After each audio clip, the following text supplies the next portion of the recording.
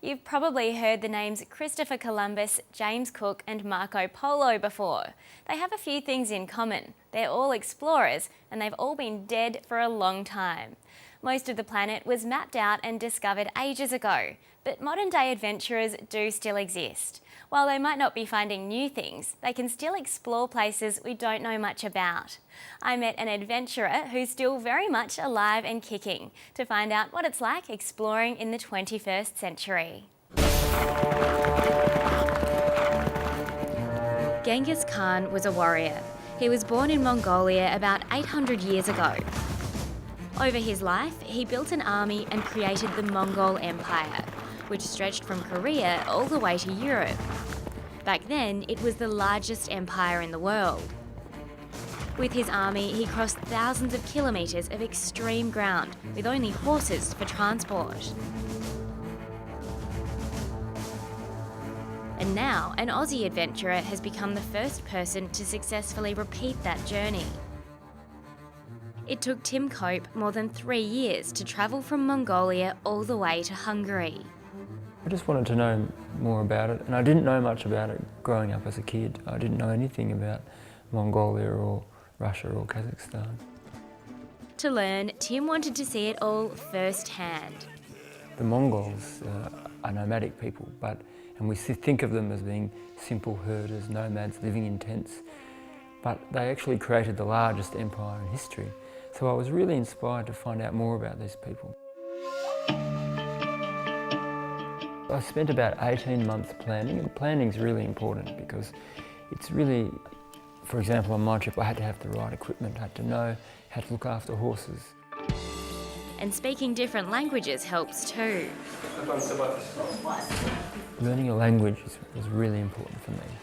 It would be crucial for anyone who wants to travel and have these kind of adventures. And of course, explorers can't be fussy eaters. So I ate just like the nomads do. For example, I had to get used to eating for breakfast the charred head of a camel or the head of a goat or a horse. Sometimes there'd be intestines filled with blood that had been boiled up. Explorers face much scarier things than unusual foods though. Wolves in Mongolia came in very close one night and they were very interested in attacking my horses. I ended up having to carry firecrackers at night. I'd throw them out of the tent and the sound and the smell of them would keep the wolves away. Travelling over rough ground with no proper paths can also be a problem. There were big mountains in the Carpathians in the Ukraine.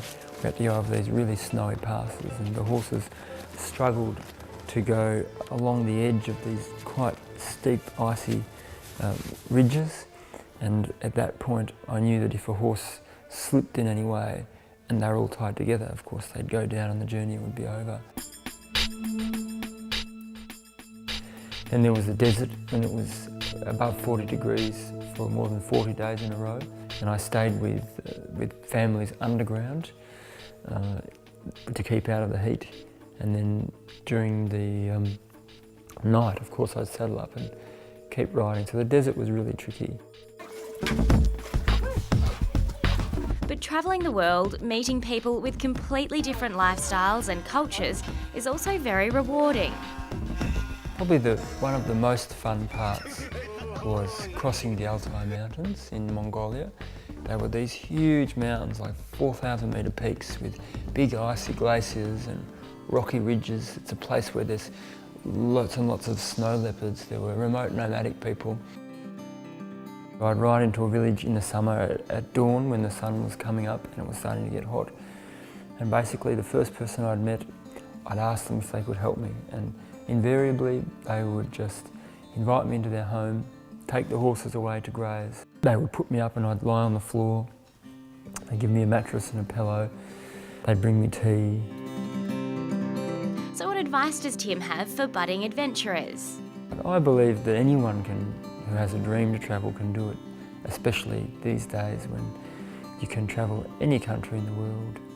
You just have to be prepared to go through some tough times.